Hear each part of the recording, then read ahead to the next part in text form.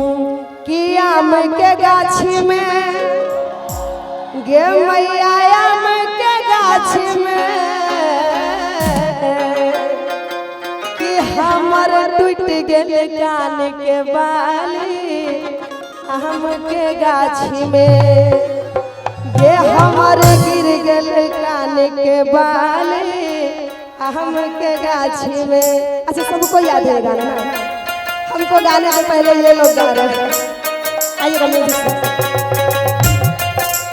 ओहो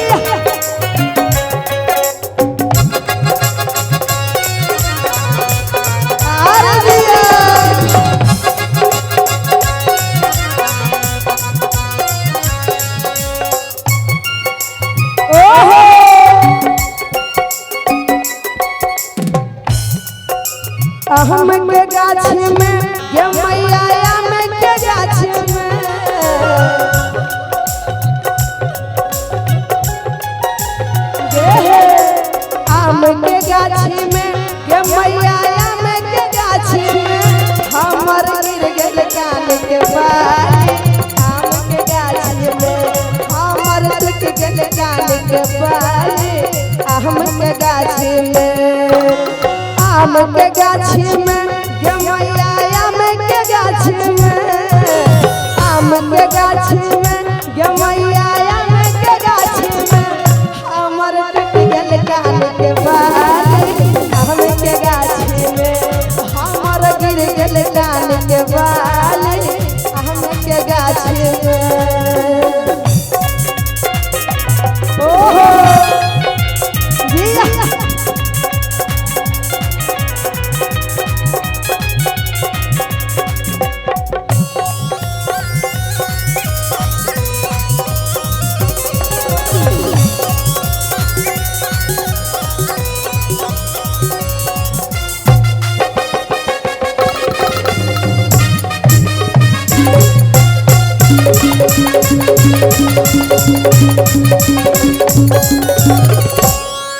और भौजी संगे खेले गेलिए गाछी में पलपतिया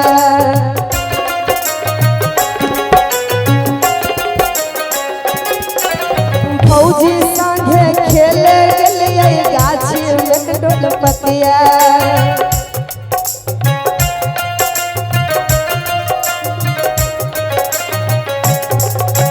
जे गाछ में झुलवा लगल आम छलै कलकतिया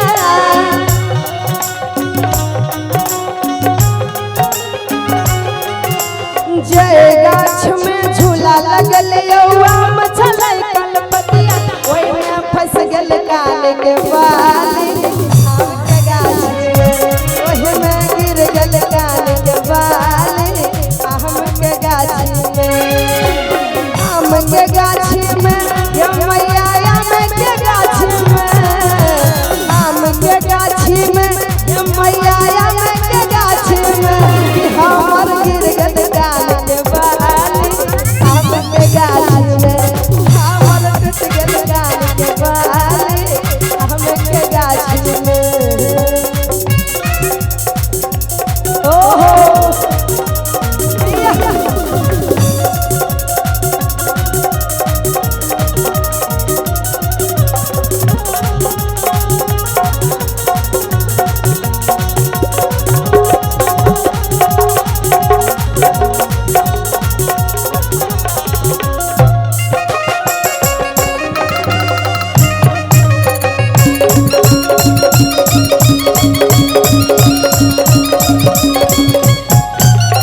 और कहे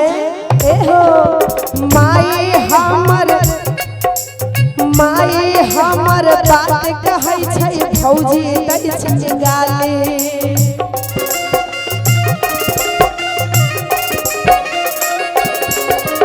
माई हमर बात कहै छै भौजी दै छै गाली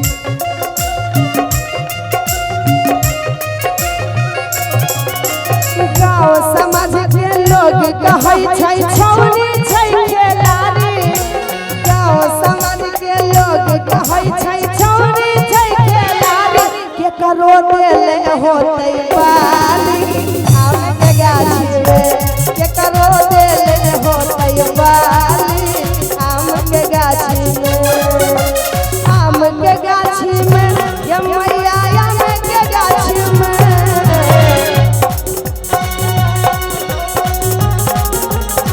आम के गाछी में ये मैया आम के गाछी में कि हमर गिर गेल कान के बाली आम के गाछी में कि हमर गिर गेल कान के बाली आम के गाछी में कि हमर गिर गेल कान के बाली कि हमर गिर गेल कान के बाली कि हमर गिर गेल कान के बाली आम के गाछी में कि हमर गिर गेल कान के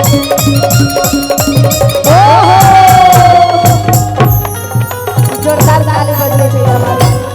शान में।